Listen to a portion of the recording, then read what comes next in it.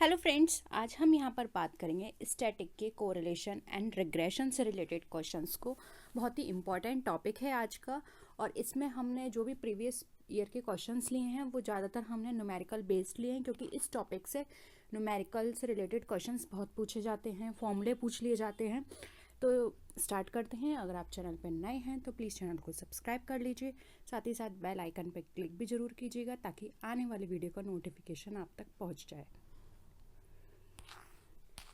देखते हैं कौन कौन से क्वेश्चंस आपसे पूछे गए थे।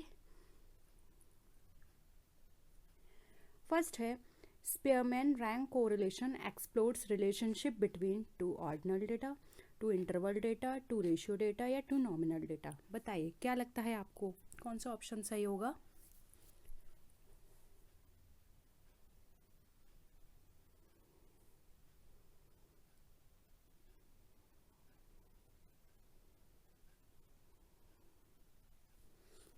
देखिए, जब भी हम रैंक कोरिलेशन की बात करते हैं, रैंक कोरिलेशन ऑफ कॉफिशिएंट की, तो ये हमेशा रिलेशनशिप बताता है ऑर्डिनल डेटा के रूप में, क्योंकि यहाँ पर हम जो भी हमारा डेटा है उसको हम मैथमेटिकली अरेंज नहीं कर सकते हैं।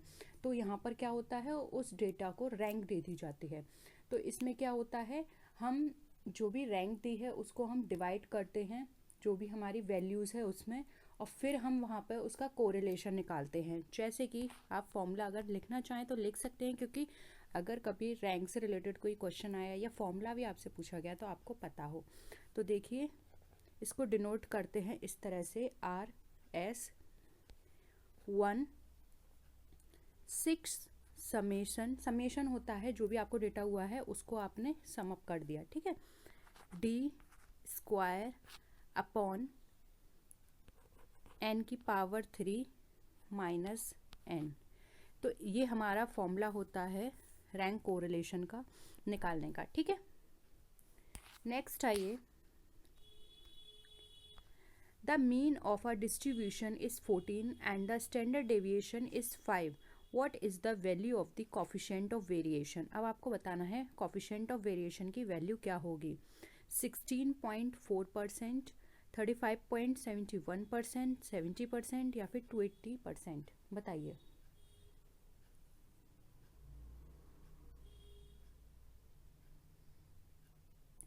कॉफिशिएंट ऑफ वेरिएशन का फॉर्मूला आपको यहाँ पे लगाना है। मैं इसका फॉर्मूला आपको बता चुकी हूँ अपनी पहले भी क्लासेस में।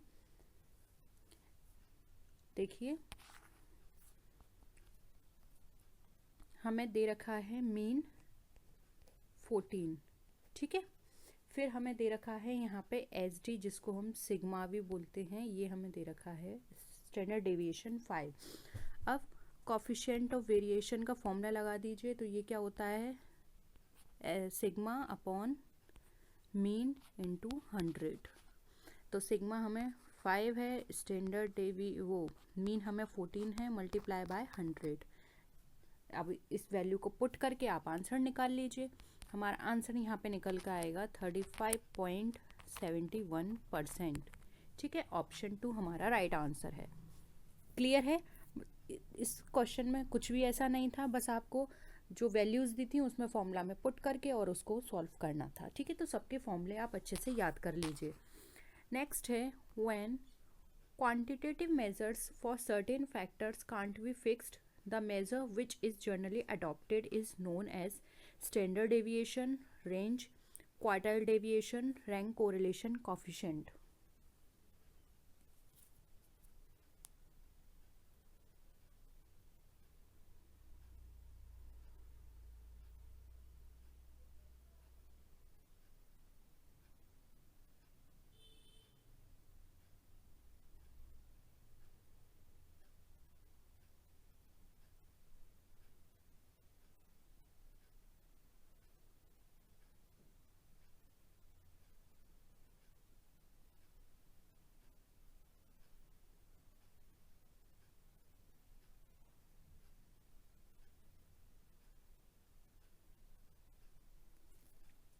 क्या होगा, देखिए यहाँ पे पूछा है जब हम क्वांटिटेटिव मेजर्स यूज़ करते हैं सर्टेन फैक्टर्स में, तो वहाँ पे जनरली हमें क्या अडॉप्ट करना होता है। तो देखिए, क्वांटिटेटिव मेजर की बात की जाती है जिसमें जो कुछ फैक्टर्स हैं वो डिटरमाइन नहीं होते, तो वहाँ पे रैंक कोरिलेशन यूज़ किया जाता है, क्योंकि रैंक कोरिलेशन क्या होता है, उसको हम मैथमेटिकली अरेंज नहीं कर सकते हैं वहाँ पे डेटा को। तो जो कॉफिशिएंट होता है वो हमें पावर डायरेक्शन बताता है टू वेरिएबल्स की इन अ पॉजिटिव और अ नेगेटिव वे।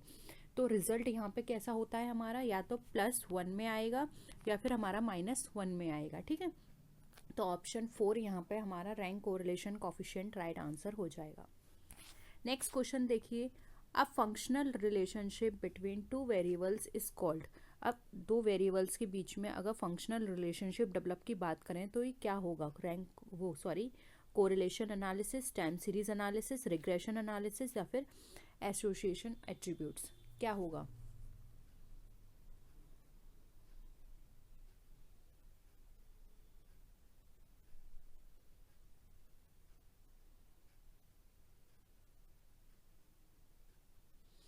देखिए, फंक्शनल रिलेशनशिप की बात की गई है, तो फंक्शनल रिलेशनशिप जब भी दो वेरिएबल्स के बीच में होता है तो उसको हम कोरिलेशन बोलते हैं। कोरिलेशन मेजर एक ऐसा मेजर होता है जो कि डिपेंडेंस होता है और जो दो वेरिएबल्स के बीच में रिलेशनशिप बताता है। ये हमारा पॉजिटिव भी हो सकता है और हमारा नेगेटिव भी हो सकता है। इसकी रेंज +1 से 2 नहीं, +1 से -1 के बीच में रहती है, यानी कि पॉजिटिव और नेगेटिव। और जो फंक्शनल रिलेशनशिप होता है इसमें ये हमारा रिग्रेशन एनालिसिस पर भी बेस्ड होता है। ठीक है, तो one of them independent variable while other is dependent variable, इस तरह से ये काम करता है। तो यहाँ पर हमने क्या बात की, फंक्शनल रिलेशनशिप पूछा गया है, तो राइट आंसर हो जाएगा ऑप्शन नंबर 3, रिग्रेशन एनालिसिस। ठीक है, क्योंकि यहाँ पर डिपेंडेंसी और इंडिपेंडेंसी की बात की जा रही है। एक इंडिपेंडेंट वेरिएबल है और दूसरा हमारा डिपेंडेंट वेरिएबल है, तो वो हमारा होता है हमारा रिग्रेशन एनालिसिस में। तो राइट आंसर हो जाएगा हमारा ऑप्शन नंबर 3। नेक्स्ट है, the relationship between correlation coefficient and coefficient of determination can be expressed as follows. बताइए। Coefficient of determination is the squares of correlation coefficient. Coefficient of determination is the square root of correlation coefficient. Both are equal या फिर both are unrelated.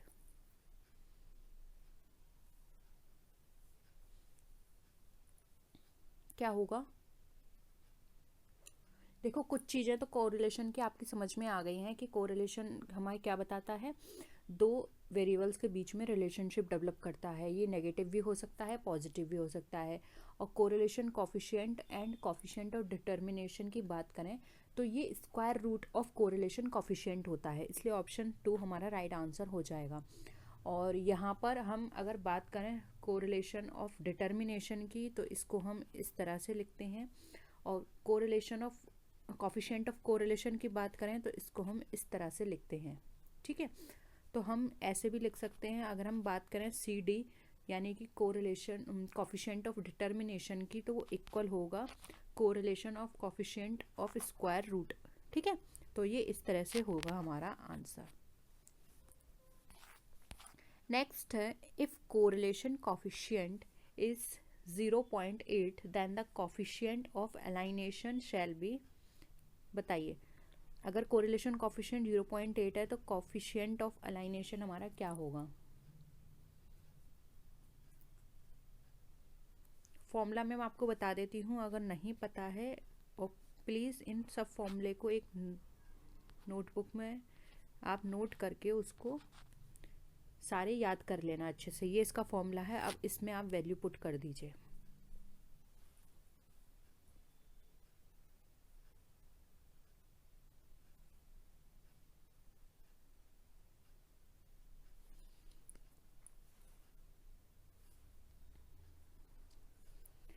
देखो, solve करते हैं, यहीं पे solve कर लेते हैं क्योंकि ब्लैंक शीट नहीं है। फॉर्मूला तो आप सबने लिख लिया होगा, डायरेक्ट मैं आपको बता देती हूँ कि हमें निकालना है। हमें दे रखा था 1 r² हमारा कितना है 0.8। ठीक है, तो हम ऐसे भी लिख सकते हैं √1 - 8 का स्क्वायर कितना होता है 0.64। ठीक है, अब 1 में से 64 माइनस करेंगे तो हमारे पास कितना आ जाएगा, 0.36। अब 0.36 है, इसका इस अंडर रूट है, इसको ओपन करेंगे तो 36 किसका होता है, 6 का होता है, तो 0.6 हमारा आंसर हो जाएगा, हीरा ऑप्शन नंबर 2। ठीक है, नेक्स्ट देखिए, the Karl Pearson coefficient of correlation can be computed between two variables, two attributes, two numbers और टू अजम्पशंस। क्या होगा?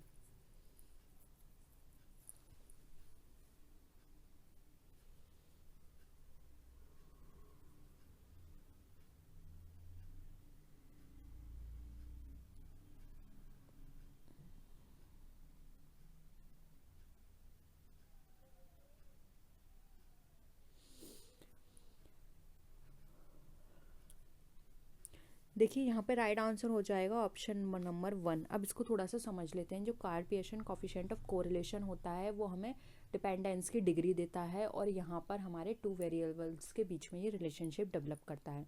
जब हम कोरिलेशन कोफिशिएंट की बात करते हैं वो हमारा पॉजिटिव और नेगेटिव है, ये तो आप सबको क्लियर ही हो गया है। अब यहाँ पे इसका जो फॉर्मूला है वो एग्ज़ाम में भी पूछा जाता है, तो आप अगर उसको चाहें तो नोट कर सकते हैं। देखिए, r equal to summation x y upon n multiply sigma x multiply sigma y, ये इसका हो जाएगा। ठीक है, तो यहाँ पे राइट आंसर हो, ये हमारा ऑप्शन हो जाएगा, तो राइट आंसर है ऑप्शन नंबर 1। नेक्स्ट देखिए, regression analysis is a measure of degree and direction of relationship, degree of association, cause and effect relationship, या फिर नन ऑफ दीज। बताइए, रिग्रेशन हमें क्या बताता है? रिग्रेशन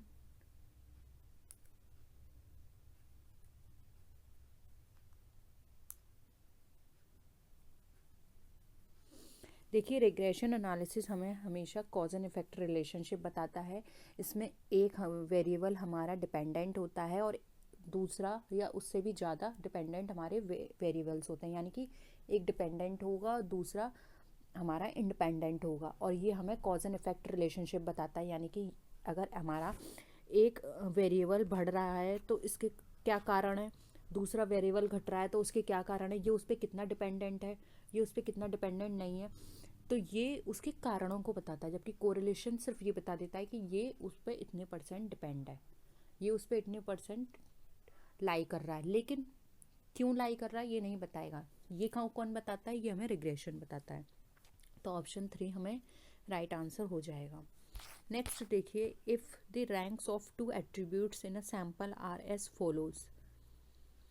ये हमें रैंक दे रखी है। रैंक 1 है 1 2 3 4 5, रैंक 2 है 5 4 3 2 1, rank correlation between two variable, ये हमारे ऑप्शंस हैं। तो इनको नोट कर लीजिए और रैंक को आप सॉल्व करके बताइए क्या होगा यहाँ पे। अब दोनों के बीच में कौन सा कितना रिलेशनशिप डेवलप हो रहा है, सॉल्व करिए।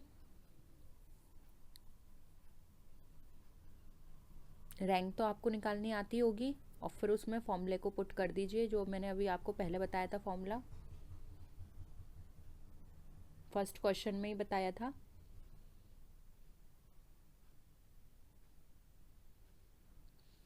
देखो साथ में करते हैं, शायद आप में से किसी का हो गया होगा, क्योंकि ज़्यादा टफ नहीं है ये। देखिए, R1 एंड R2। R1 कितना था? 1 2 3 4 5।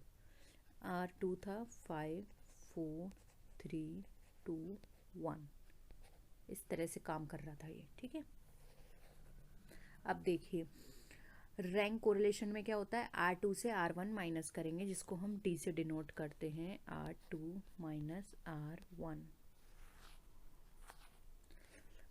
1 में से 5 माइनस किया 4, 4 में से 2 माइनस किया 2, 3 में से 3 0, 2 में से 4 माइनस किया तो ये -2, 1 में से 5 माइनस किया तो -4। ठीक है, अब ये क्या हो गया, इसका हम करेंगे स्क्वायर, ये डी था, अब इसका डी स्क्वायर होगा। 4 का स्क्वायर 16, 2 का स्क्वायर 4, 0 का स्क्वायर 0, 2 का स्क्वायर। अब यहाँ पे देखिए, जब भी हम स्क्वायर करते हैं ना तो हमारा नेगेटिव और पॉजिटिव वैल्यू क्या होती है उसको हम इग्नोर करते हैं। अब यहाँ पे नेगेटिव वैल्यू है लेकिन हम इग्नोर करेंगे, तो 2 का स्क्वायर 4 होगा, 4 का स्क्वायर 16। अब इसका क्या करेंगे, हमें समेशन करना है जिसको हम बोलेंगे सिग्मा डी स्क्वायर। तो इन सबको आप क्या कर दीजिए, प्लस कर दीजिए। 6 4 6 4 कितना हो गया हमारा 20, और 2 ये, तो ये हमारा हो गया 40। तो समेशन डी स्क्वायर निकल कर आया 40। अब इसको आप नोट कर लीजिए, समेशन डी स्क्वायर 40 है, ठीक है। अब फॉर्मूला था हमारा r equal to 1 summation d square upon n3 minus n, ये हमारा फॉर्मूला है। अब इसमें वैल्यू को पुट कर दो। 1 माइनस समेशन डी स्क्वायर कितना था हमारा, इसमें आगे 6 भी आएगा, ठीक है। तो एक मिनट, 1 माइनस 640 अपॉन n हमारा कितना था 5 थे, माइनस 5। अब 140 का 6 में मल्टीप्लाई करिए, कितना हो जाएगा 6 4 जा 24, अपॉन में 5 का मल्टीप्लाई 5 का क्यूब करेंगे, फिर उसमें 5 माइनस करेंगे तो ये हमारा निकल कर आ जाएगा, क्योंकि 5 का क्यूब 125 होता है, उसमें से 5 माइनस किया तो ये निकल कर आया 120, ठीक है। अब आर स्क्वायर 240 में से 120 को माइनस डिवाइड करेंगे तो ये निकल कर आएगा 24 और ये हो गया 12, ठीक है। अब इसको इससे करेंगे डिवाइड, तो ये आ गया 2, तो ये हमारा क्या निकल कर आएगा r इक्वल टू 1 माइनस 2, ठीक है। 1 माइनस 1 में से माइनस किया 2 को, तो ये कितना निकल कर आया r इक्वल टू -1। तो ये हमारी वैल्यू निकल कर आई r इक्वल टू -1। ऑप्शन देखिए -1, ऑप्शन 3 यहाँ पे हमारा राइट आंसर हो जाएगा। क्लियर है। नेक्स्ट आइए, if both the regression coefficient of two series are negative, then the coefficient of correlation should be positive, negative, 0 या none of these। क्या होगा,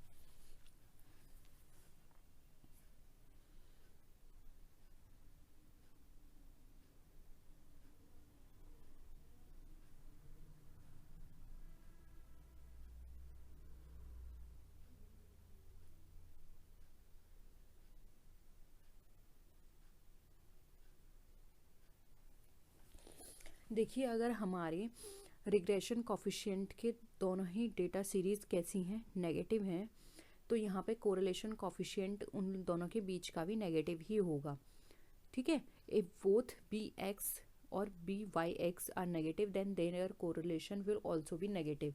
और इसको हम ऐसे लिखते हैं under root b x y multiply by b y x, ठीक है।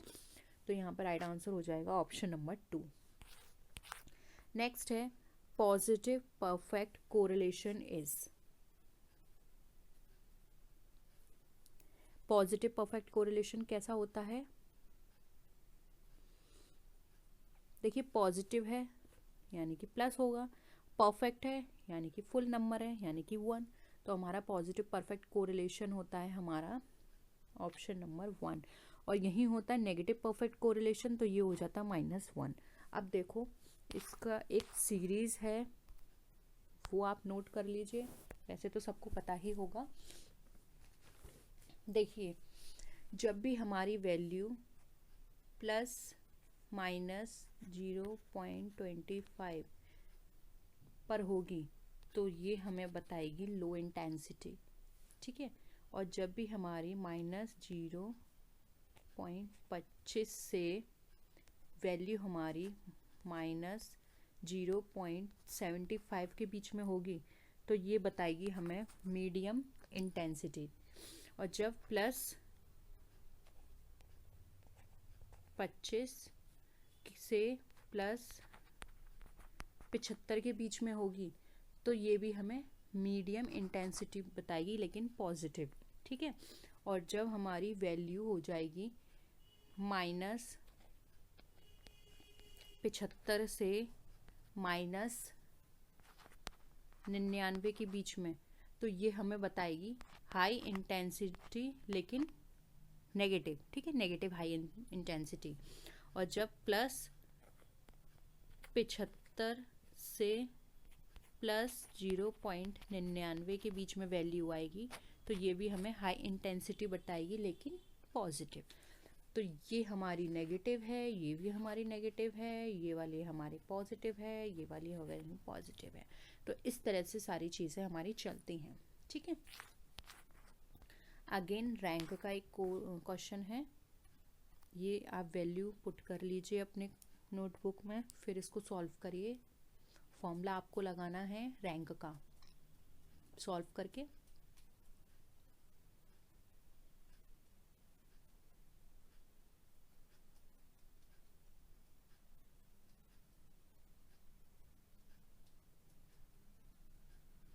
हॉरिजॉन्टल है तो हॉरिजॉन्टल ही करने की कोशिश कीजिए, वर्टिकल भी आप कर सकते हैं।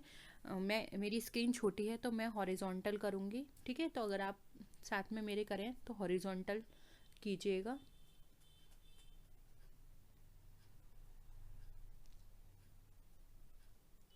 नोट कर लिया?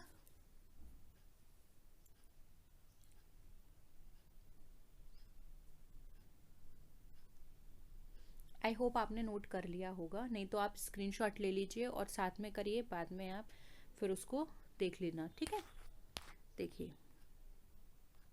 हमें क्या दे रखा है, rank x and rank Y.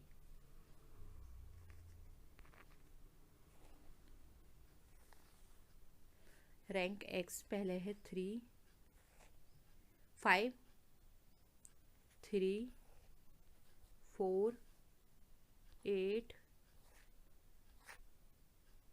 2, 1, 7, 10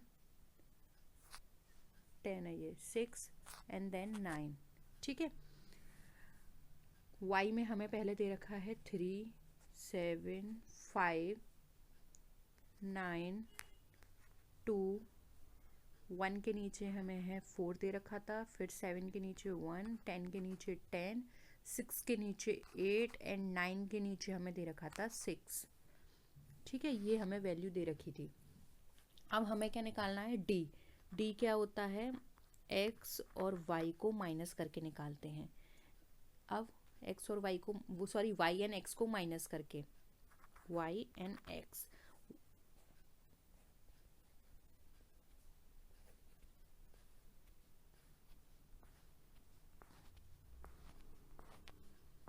चलिए माइनस करिए। 3 में से 5 -2, 7 में से 3 कितना हो गया 4, 1, 1, 0, 3, 1 में से 7 -6, 10 में से 10 0, 8 में से 6 2, 6 में से 9 -3। अब इसका स्क्वायर कर दीजिए। अगेन नंबर को हम यहाँ इग्नोर करते हैं, पॉजिटिव है या नेगेटिव। तो 2 का 4, 4 का 8, 1 का स्क्वायर 1 ही रहेगा, 1 ही रहेगा, 0, 3 का स्क्वायर 9, 6 का स्क्वायर 36, 0 का स्क्वायर 0, 4 और ये 9। अब ये जो वैल्यू है 4, 8, 1, 1, 0, 9, 36, 0, 4, 9, इन सबको आप ऐड कर दीजिए। समेशन डी स्क्वायर बनाना है, तो समेशन डी स्क्वायर करेंगे।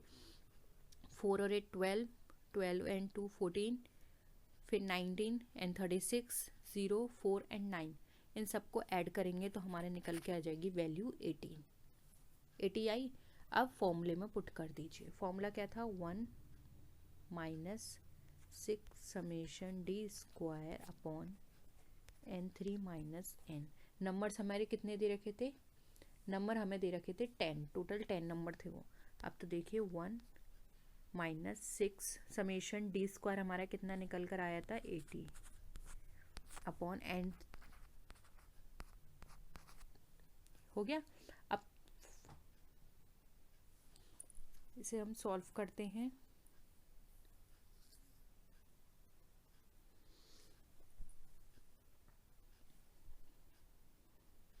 करिए सॉल्व।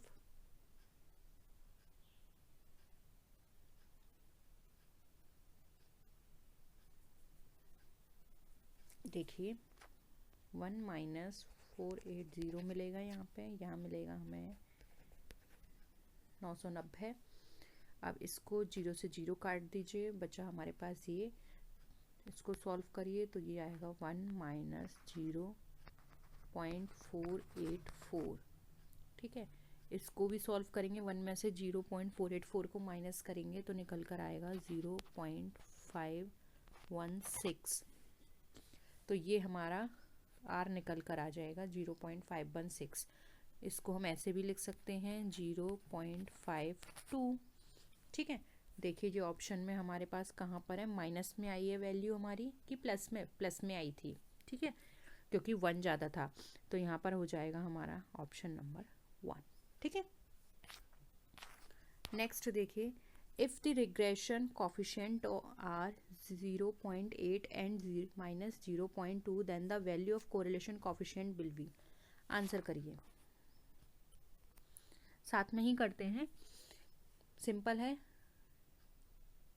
देखिए फॉर्मूला क्या होता है, फॉर्मूला बता देती हूँ, फिर आप पुट कर दीजिएगा। B x y multiply by b y x. तो ऐसे हम लिखेंगे अंडर रूट में -0.8 मल्टीप्लाई बाय -0.2। 8 मल्टीप्लाई करेंगे 6, माइनस माइनस प्लस हो जाएगा तो ये हो जाएगा हमारा प्लस 16। अब ये अंडर रूट हटाएंगे तो ये निकल कर आ जाएगा हमारा -0.4। ठीक है, तो राइट आंसर हो जाएगा हमारा -0.41। क्लियर है। नेक्स्ट है, the word regression in statics was first used by बाउले, कार्ल पियर्सन, रॉबर्ट्स या गैल्टन। किसने दिया था रिग्रेशन वर्ल्ड स्टैटिक्स में सबसे पहले? ये दिया था सर फ्रांसिस गैल्टन ने। ठीक है, तो ऑप्शन डी यहाँ पे राइट आंसर हो जाएगा। तो राइट आंसर हो जाएगा यहाँ पे option number D. The limit of Karl Pearson correlation coefficient value are +1, +2, +3 and +4। बताइए क्या लिमिट होगी कोरिलेशन कोफिशिएंट की?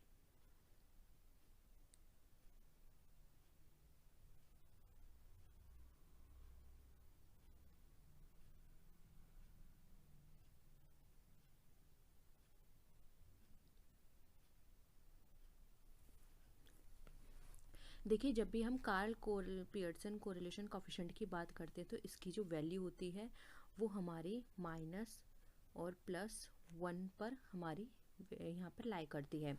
अगर प्लस और माइनस से ज़्यादा आ रही है या लेस देन आ रही है, यानी -1 से भी कम है और +1 से भी ज़्यादा है, तो ये यहाँ पे हमारे लिए कैलकुलेशन एरर कहलाता है, क्योंकि कोरिलेशन कोफिशिएंट की वैल्यू हमेशा -1 से लेके +1 के बीच रहती है। तो 1 से ज़्यादा का या -1 से कम का तो कोई मतलब ही नहीं होता, यानी कि वहाँ पे एरर है, तो हम उस चीज़ को एरर कंसिडर करते हैं। तो यहाँ पर राइट आंसर हो जाएगा ऑप्शन 1। अब यहाँ पर देखिए, अगर आपकी वैल्यू माइनस और +0.25 है, यानी कि -0.25 से +0.25 है, तो उसको हम बोलते हैं लो इंटेंसिटी। ठीक है, वहीं हमारी वैल्यू अगर माइनस और +0.75 है तो वहाँ पर हम उसको बोलते हैं मीडियम इंटेंसिटी। और अगर हमारी वैल्यू माइनस और +0.75 से लेके माइनस और +0.99 के बीच है तो उसको बोलते हैं हाई कोरिलेशन, ठीक है। और अगर हमारी जो वैल्यू है -1 है तो नेगेटिव परफेक्ट कोरिलेशन, और +1 है तो पॉजिटिव परफेक्ट कोरिलेशन हम उसको बोलते हैं, ठीक है। तो यहाँ पे राइट आंसर हो जाएगा हमारा ऑप्शन नंबर 1। नेक्स्ट क्वेश्चन पर आइए। While calculating the coefficient of correlation, if the computed value comes as 0.959, then what will be the conclusion and interpretation? अभी मैंने आपको बताया, तो बताइए हमारी वैल्यू यहाँ पे कोई साइन नहीं दे रखा है, इट मीन्स पॉजिटिव है, 0.959 है।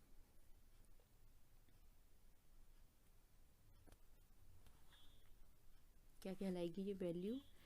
देखिए पॉजिटिव है, ठीक है, तो पॉजिटिव हो गई, तो ये हमारा ऑप्शन 3 कट गया। एंड हमारा नो कोरिलेशन तो है ही नहीं यहाँ पे, तो ये भी कट गया। अब बचा हमारे पास 1 एंड सेकंड, तो ये 95 है, यानी कि 75 से हाई है, तो यहाँ पर ये होगा हमारा हाईली पॉजिटिव कोरिलेटेड, इसलिए यहाँ पर ऑप्शन 2 हमारा राइट आंसर हो जाएगा। क्लियर है? नेक्स्ट क्वेश्चन पर आइए। अब यहाँ पर अगर आप समझना चाहते हैं तो एक बार फिर से मैं आपको बता देती हूँ, नोट करना चाहते हैं तो -0.25 से लेके +0.25 है, तो ये है हमारी लो इंटेंसिटी या लो कोरिलेशन, ठीक है। वहीं हमारी वैल्यू अगर इन बिटवीन 0.25 से लेके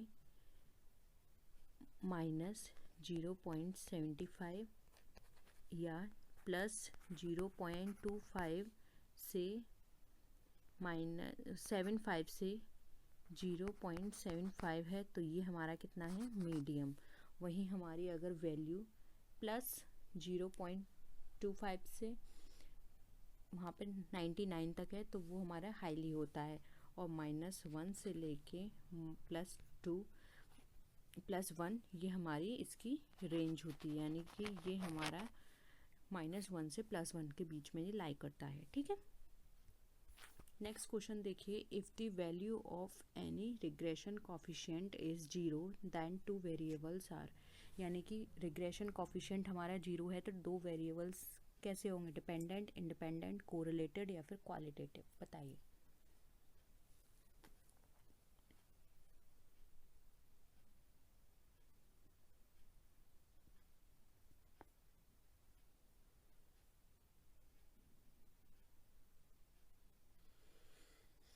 देखिए रिग्रेशन की बात पूछी गई है, जब हमारे यहाँ आपको पता है रिग्रेशन में 2 वेरिएबल्स होते हैं, और ये यहाँ पर कहा गया है कि इसका कॉफिशिएंट अगर 0 आ रहा है, इट मीन्स 2 वेरिएबल्स जो हैं वो कैसे हैं? इंडिपेंडेंट टू ईच अदर हैं, ठीक है।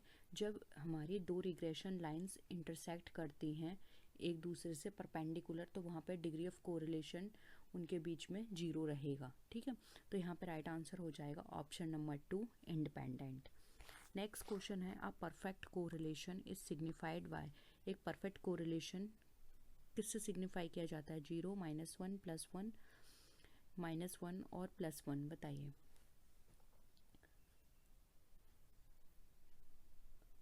यहाँ पे परफेक्ट कोरिलेशन की बात की गई है, क्वेश्चन को ध्यान से समझो।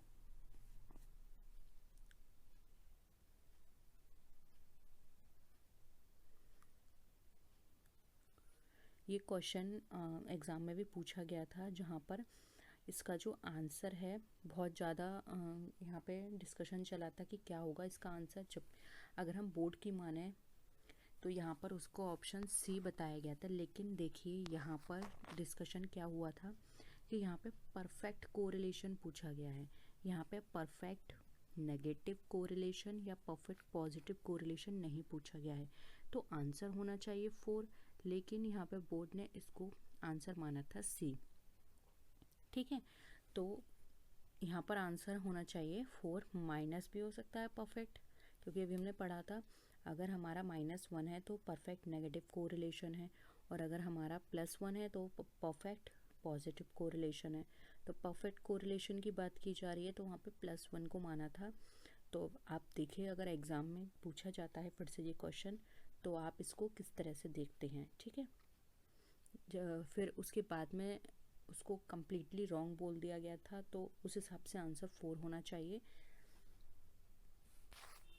नेक्स्ट देखिए, correlation coefficient is measure of relationship between two variables, linear relationship between two variables, independence between two variable, dependence between two variables। बताइए क्या होगा आंसर।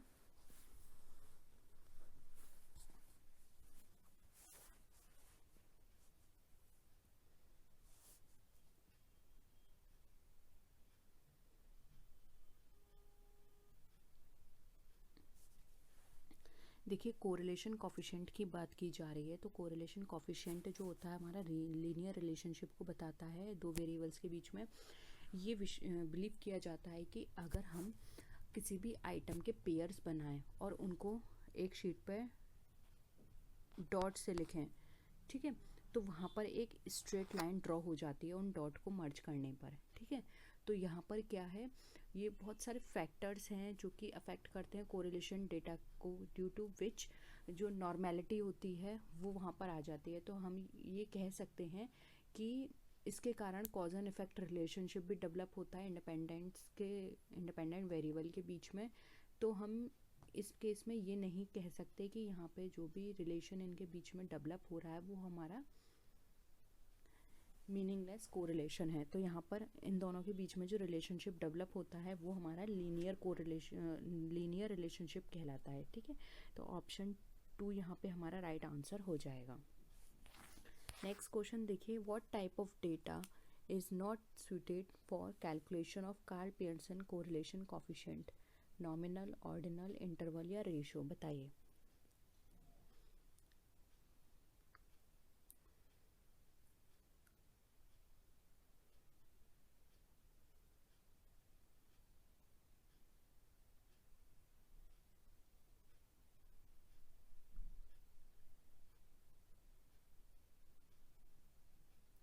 देखिए, कार्ल पियर्सन कोरिलेशन मेथड जो है वो मोस्ट वाइडली यूज्ड मेथड है।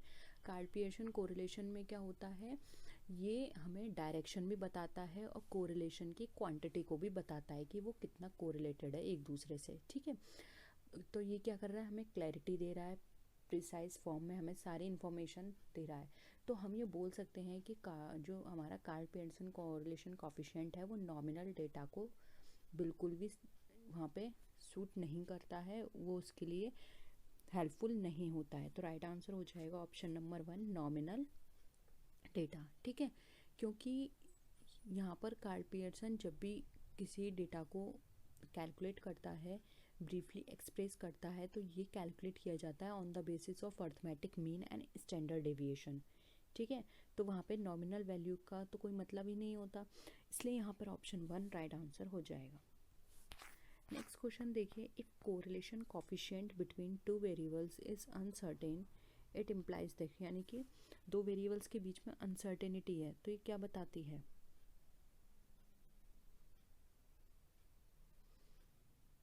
Simple है, अगर हमारा कोरिलेशन कोफिशिएंट अनसर्टेन है तो ये हमें जीरो कोरिलेशन बताएगा, ठीक है। क्योंकि यहाँ पर कोई यूनिट नहीं है, ये एक जस्ट नंबर है और यहाँ पर हम उन दोनों के बीच में कोई भी रिलेशनशिप डेवलप नहीं हो रहा है। तो यहाँ पे राइट आंसर क्या हो जाएगा, ऑप्शन नंबर 3, क्योंकि उन दोनों वेरिएबल्स के बीच में नो कोरिलेशन है, यानी कि कोई भी रिलेशन डेवलप नहीं हो रहा है। ऑप्शन 3 राइट आंसर हो जाएगा। नेक्स्ट क्वेश्चन पर आइए, we should expect negative correlation while studying relationship between income and expenditure of family, price and demand of a product, sales and profits of a company या none of the above। बताइए negative correlation कहाँ पर है।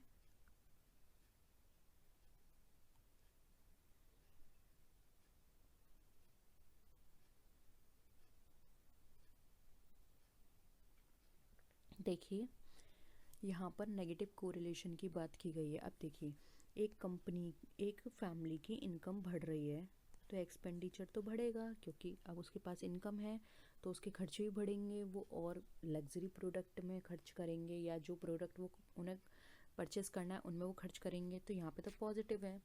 Same वही sales बढ़ेगी, अब cell बढ़ रही है तो प्रॉफिट भी तो बढ़ेगा।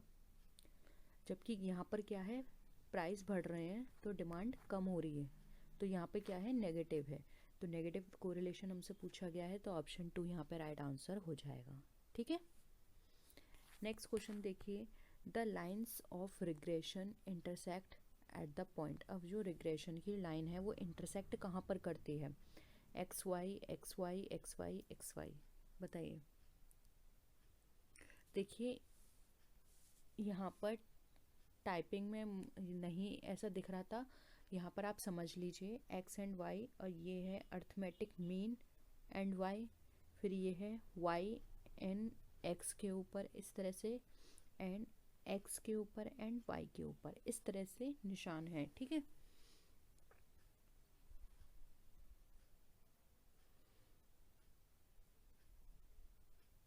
अभी हम इसको समझते हैं एक ग्राफ से, जैसे कि ये हमारा ग्राफ है। ठीक है, ये तो पता है y है, ये हमारा क्या है, x एक्सिस है, ये यहाँ पे 0 है। ठीक है, अब देखिए हमारी कोई भी वैल्यू इस तरह से चल रही है। ठीक है, और ग्राफ हमारा ऐसे जा रहा है, तो ये ऐसे चली हमारी, तो ये यहाँ पर हमारा इंटरसेक्ट कर रही है इस पॉइंट पर, तो ये हमारा क्या है, इसको हम ऐसे डिनोट करेंगे। तो हमारा जो रिग्रेशन इंटरसेक्ट करेंगे एक दूसरे से, वो पॉइंट होगा हमारा ऑप्शन नंबर 4। ठीक है, नेक्स्ट देखिए, range of the coefficient of correlation is. Coefficient of correlation की रेंज कितनी होती है,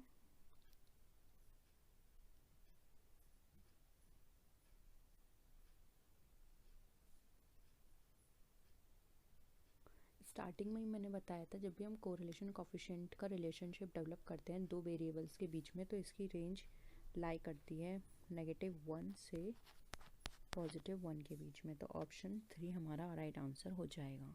ठीक है, नेक्स्ट देखिए, when variations in the values of two variables have a constant ratio, there will be zero correlation, linear correlation, non-linear correlation, या none of this।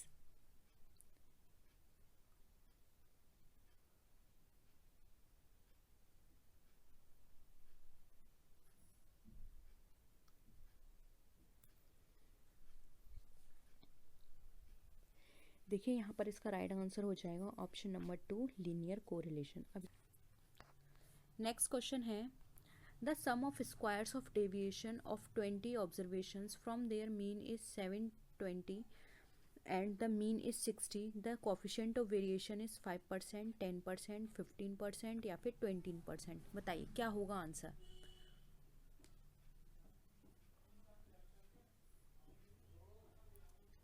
आप ये वैल्यू लिख लीजिए, हम सॉल्व करते हैं। हमें दे रखा है इसमें, देखिए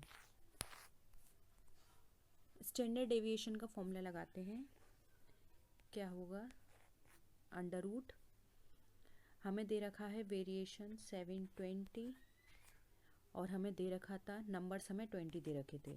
ठीक है, इसको डिवाइड करेंगे तो हमारा आंसर निकल कर आएगा 36, और जब इस √, को ओपन करेंगे तो हमारा निकल कर आएगा 6। अब हम निकालते हैं कोफिशिएंट ऑफ वेरिएशन। इसका फॉर्मूला होता है हमारा SD upon mean into 100। SD हमारा कितना निकल कर आया 6, मीन हमारा कितना था 16 × 100, तो ये क्या हो जाएगा हमारा 10%। ठीक है, तो देखिए यहाँ पर ऑप्शन हमारा 2 राइट होगा, 10%। क्लियर है, नेक्स्ट क्वेश्चन पर आइए।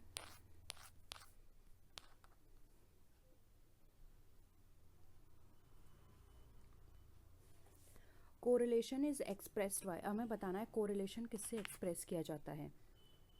अब देखिए यहाँ पर मुझे अगेन टाइपिंग में प्रॉब्लम थी, इसीलिए इसको ऐसे लिखना है, summation x summation p, r हमारा सही है, फिर है समेशन wx। अब बताइए आपको कोरिलेशन हम किससे एक्सप्रेस करते हैं।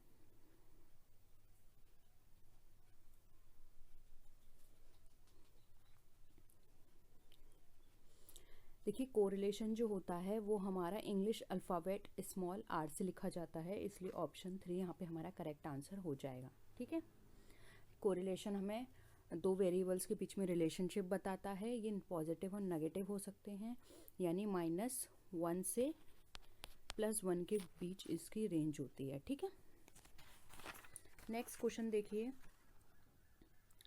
If unexplained variation between variables x and y is 36%, what is the coefficient of correlation between the variables? बताइए।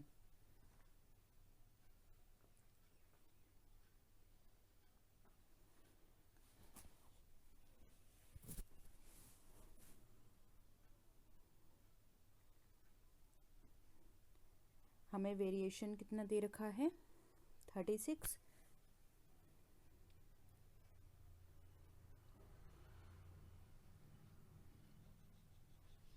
अगर हम अपना मान के चलें हमारा टोटल वेरिएशन 100 है, ठीक है, जो कि हमारा एक्सप्लेन्ड वेरिएंस और अनएक्सप्लेन्ड वेरिएंस दोनों को मिलाएं तो 100 होगा। तो इस 100 में से हमें अनएक्सप्लेन्ड वेरिएबल्स निकालना है, जो कि हमारा है 36। तो हमारा कितना निकल कर आएगा, 64%, यानी कि हम इसको ऐसे भी लिख सकते हैं 0.64। अब देखिए इसको हम कोरिलेशन में लगा देते। कोरिलेशन का क्या फॉर्मूला होता है, √v। तो ये कैसे हो जाएगा, √0.64। इसको हम ओपन करेंगे तो हमारा आंसर क्या निकल कर आएगा, सॉरी ये तो साइन आएगा नहीं, हमारा आंसर निकल कर आएगा 0.8। ठीक है, ऑप्शन यहाँ पर हमारा 4 राइट आंसर हो जाएगा। क्लियर है। नेक्स्ट देखिए, among the following choose the most suitable test that can be applied to examine the influence of one factor on different groups, t test, F test, chi square test या फिर none of the above. क्या होगा answer,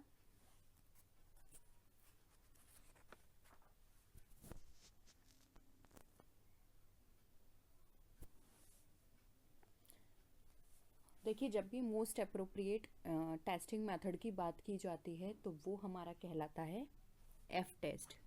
ठीक है, F test को हम variance ratio भी बोलते हैं, वेरिएंस रेशियो टेस्ट। ये जो है वो प्रपोंड किया था R.A. फिशर ने, उसके बाद इसको और अच्छे से डेवलप किया था इस मेथड को G.W. स्नेडकोर ने। और एफ टेस्ट जो है इसको हम ऑनर ऑफ फिशर भी बोलते हैं। ठीक है, राइट आंसर हो जाएगा ऑप्शन नंबर 2। नेक्स्ट क्वेश्चन देखिए, if the value of coefficient of determination is 0.64, what is the value of coefficient of correlation. Simple है, अगेन आपको फॉर्मूला क्या लगाना है, √r का स्क्वायर, यही होता है फॉर्मूला हमारा कोएफिशिएंट ऑफ कोरिलेशन का। तो कैसे लिखेंगे हम, √ हमें ऑलरेडी दे रखा है 64, इसको हम ओपन करेंगे तो हमारा कितना निकल कर आएगा 0.80। ऑप्शन यहाँ पे हमारा 2 राइट आंसर हो जाएगा। क्लियर था। नेक्स्ट देखिए, Karl Pearson coefficient of correlation between two variables is the product of their standard deviation, the square root of the product of their regression of coefficient, the covariance between the variables या none of the above. देखिए first class में हमने जब ये chapter discuss किया था तो वहाँ पर हमने जब ये डिस्कस किया था तब भी ये वाला क्वेश्चन आया था। बताइए,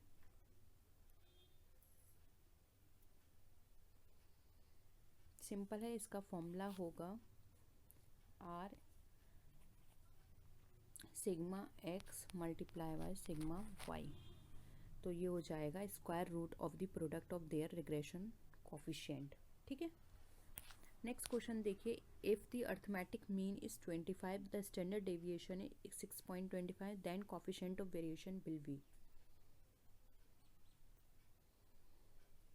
अगेन कोएफिशिएंट ऑफ वेरिएशन का फॉर्मूला लगा दीजिए। क्या होता है इसका formula, SD upon mean into 100। SD हमको कितना दे रखा है 6.25, मीन हमें कितना दे रखा है 25 मल्टीप्लाई बाय 100। अब आप इसको सॉल्व कर लीजिए, सिंपल है। 100 को इससे मल्टीप्लाई करेंगे तो 625 हो गया, 25 को 625 से डिवाइड करेंगे तो हमारा आंसर निकल कर आ जाएगा 25। ऑप्शन 2 यहाँ पे हमारा करेक्ट आंसर है। ठीक है,